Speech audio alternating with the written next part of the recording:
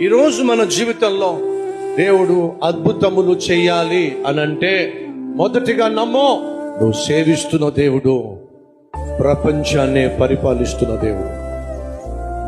నువ్వు సేవిస్తున్న దేవుడు బహు ఆశ్చర్యకరుడు, సర్వశక్తి కలిగిన దేవుడు.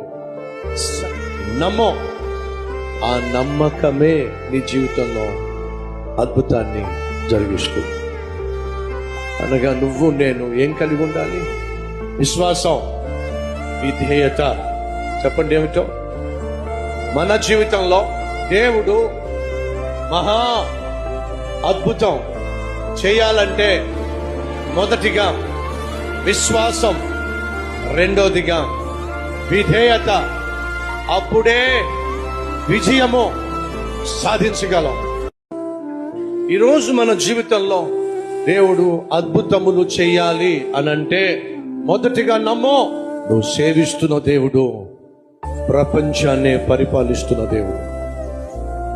నువ్వు సేవిస్తున్న దేవుడు బహు ఆశ్చర్యకరుడు, సర్వశక్తి కలిగిన దేవుడు. నమ్మో, ఆ నమ్మకమే నీ జీవితంలో అద్భుతాన్ని జరిగిస్తుంది. అనగా నువ్వు నేను ఏం కలిగి ఉండాలి? విశ్వాసం, విధేయత. చెప్పండి ఏమిటో?